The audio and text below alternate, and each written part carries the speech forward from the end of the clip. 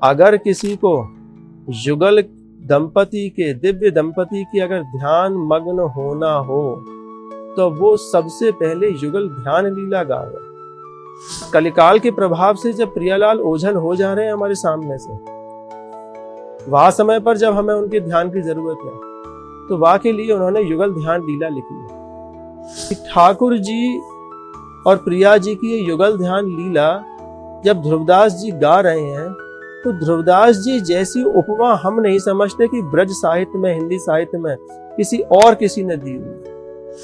आज उन आभूषणों का भूषण कौन बना है? प्रिया जी और लाल जी को श्री अंग भूषण भय भूषण निको अति स्वरूप सुकुमार। जब दोनों प्रिया जी और लाल जी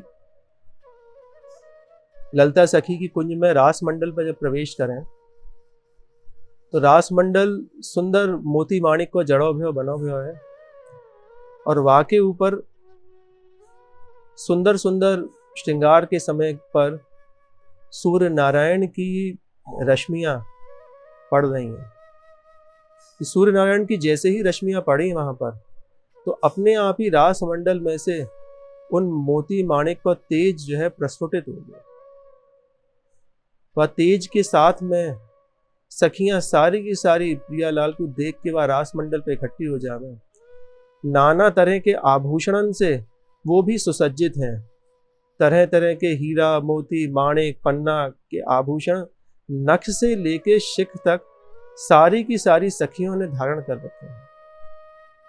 और वहां पर जब उन आभूषण को उनने धारण कर रखा है, तो कोटि कोटि सूर्य और चंद्रमा का तेज लेके जब प्रियालाल व रास मंडल पर पधार रहे हैं, तो उनके तेज से जो प्रतिबिंब, जो रोशनी, जो चमक उन सभी के आभूषण में से निकल रही है, वो देखते ही बन रही है। ऐसा सुंदर दृश्य लग रहा है, ऐसा सुंदर दृश्य लग रहा है कि जैसे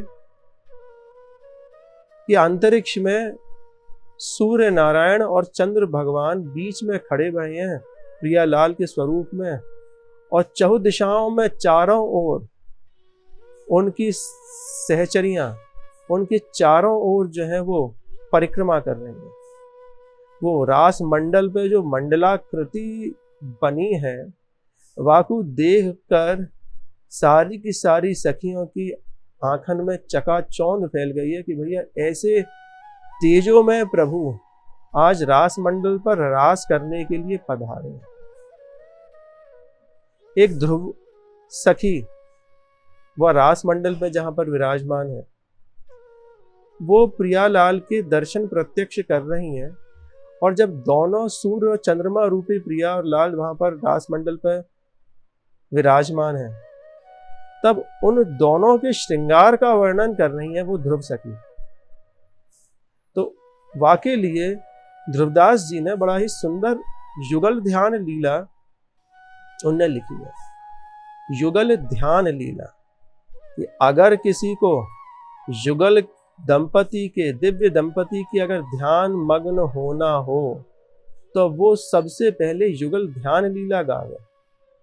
युगल ध्यान लीला जामे की दोनों का ही नख से लेके शिख तक ध्यान बताया है।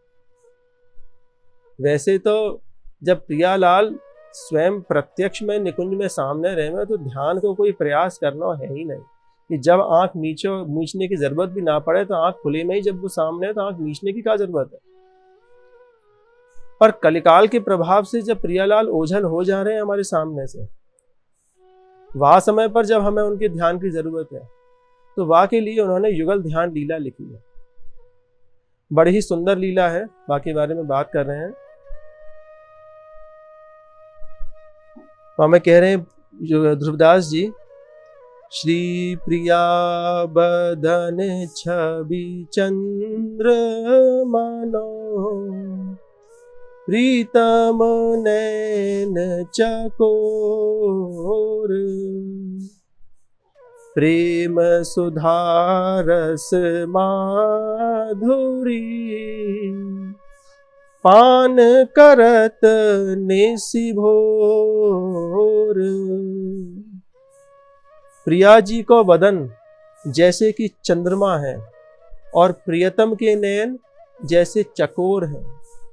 चकोर को भरण और पोषण सिर्फ चंद्रमा की चांदनी को देखकर निरख के ही होवे।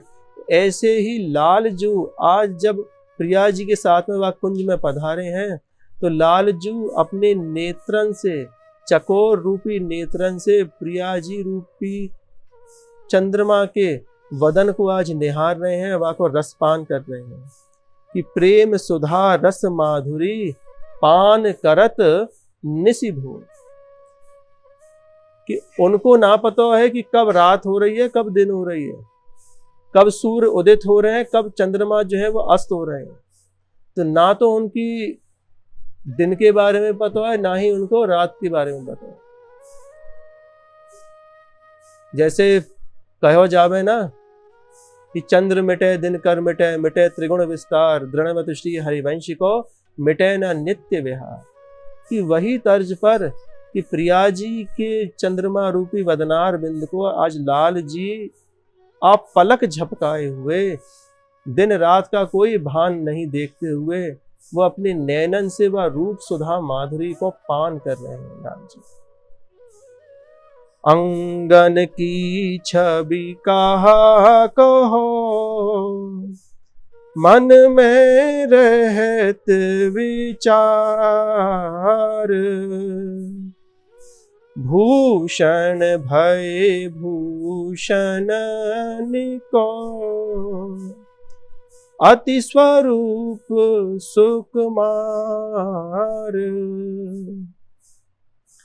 कि ठाकुर जी और प्रिया जी की युगल ध्यान लीला जब ध्रुवदास जी गा रहे हैं, तो ध्रुवदास जी जैसी उपमा हम नहीं समझते कि ब्रज साहित्य में, हिंदी साहित्य में किसी ने दी हुई।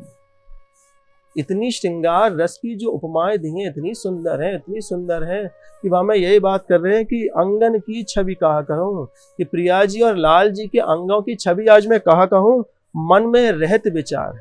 कि वाकों में वर्णन नहीं कर सकता हूं। क्यों नहीं वर्णन कर सकता हूं?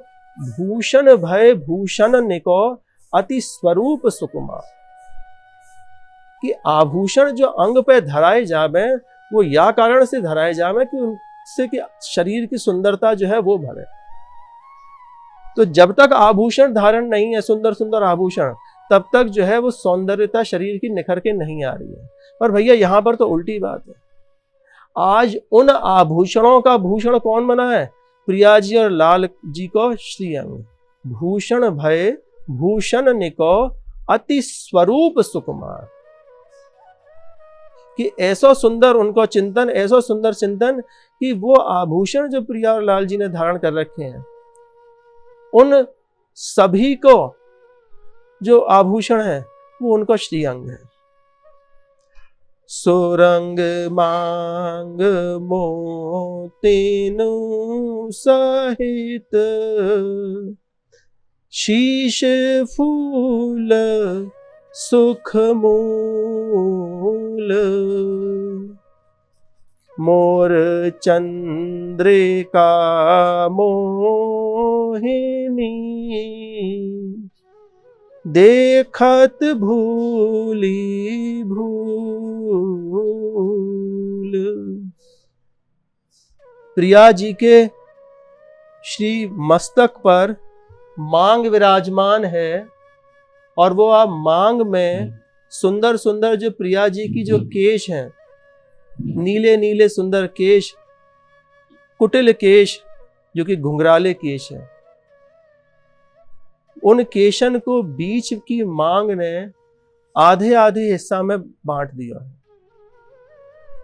महाप्रभु ये भी कह रहे हैं कि वो दो आधे आधे हिस्से बटे हुए ऐसे लग रहे हैं जैसे कि वो लाल जी के हस्तकमल हो। काले तो है ही हैं, और वो दो हस्तकमल जो है प्रिया जी के पास में, वो आलिंगत स्वरूप में है प्रिया जी को। तो सुरंग मांग, एक बिल्कुल लाल रंग के सिंदूर से प्रिया जी की मांग जो है आज रेखांकित है, और वह रेखा के ऊपर सुंदर स्वर्ण में मस्तक पे धरने वाली जो पट्टी जो होगी, पट्टी को मतलब जो मांग टीका जिसको कहा जाएगा, वो भी धारण है। सुंदर नवरत्नों से वो माथा पट्टी जो है वो खचित है, और वहां में सुंदर सुंदर मोती जो है वो भी लगे हुए हैं। अब आप ये देखो कि वो प्रिया जी के केश पाश की कालिमा, बाग के ऊपर उनके सिंदूर की लालिमा, वाग के ऊपर स्वर्ण पट्टे की पीतिमा, और वाग के ऊपर उन मोतियन को धवलता, सफेद मोती उनकी धवलता। क्या सुंदर प्रिया जी के मस्तक को वर्णन कर रहे हैं ध्रुवदास जी। और शीश फूल सुख मूल, कि लाल जी ने जो है वो भी शीश फूल धारण कर रखा। देखो दोनों का एक साथ जो है वो वर्णन कर रहे हैं कि मोर चंद्र का मोहिनी देखत भूली भूल, कि प्रिया जी ने जो है वो चंद्रका जी धारण कर रखी हैं और लाल जी ने मोर मुकुट धारण कर रखा है। उनकी दोनों की छवि को देखते देखते सब कुछ भूल गए, सब कुछ सुध मुद विस्मृत हो गई उनकी। ये ध्रुव सखी जब जो रास मंडल में प्रियालाल विराजमान है तब उनकी छवि को देख रहे हैं। श्याम लाल बेंदी बनी शोभा बनी अपार,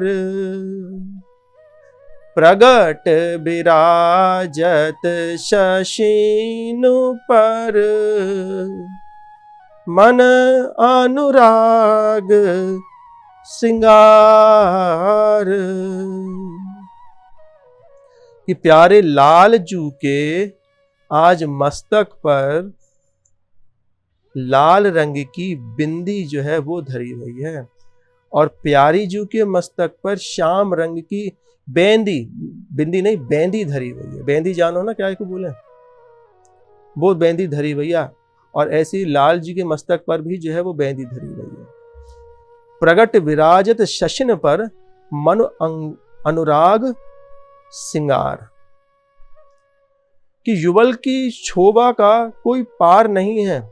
बेंदी देखकर ऐसा लग रहा है कि युगल चंद्रमाओं के मस्तक पर अनुराग और श्रृंगार स्वयं विराजमान हो गए। कि लाल रंग की बेंदी कौन ने धारण कर रखी है? लाल जी ने। और श्याम वर्ण की बेंदी किसने धारण कर रखी है? प्रिया जी ने। अब अनुराग को रंग कौन सा है? लाल।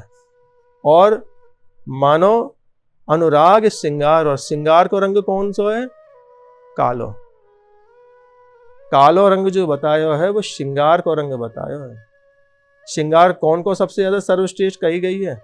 ठाकुर जी को। साक्षात में जो श्रृंगार की मूर्ति जो है ना, वो मूर्तिमान स्वरूप ठाकुर जी हैं। जब उनको सखियां जो रच रच के जब उनको श्रृंगार करे ना, बेचारे किसी भी रंग के हो जाए, वो कभी सखीन को श्रृंगार कर ले, कभी ग्वाल बाल को श्रृंगार कर ले, कभी ठाकुर जी अपनों ही खुद को श्रृंगार कर ले। तो वो श्रृंगार की मूर्ति है, बताओ ना कैसे कैसे श्रृंगार विचित्र जो है वो करें। तो श्रृंगार को रंग बताया है कालो, और अनुराग को रंग बताया है लाल। तो लाल जी ने जो बेंदी धारण कर रखी है वो कैसे रंग की है? अनुराग रूपी है। और प्रिया जी ने जो बेंदी धारण कर रखी है वो कैसी है? श्रृंगार रूपी है। तो ऐसा लग रहा है कि दोनों चंद्रमान पे आज जा तरह की बेंदी धारण हो रही है।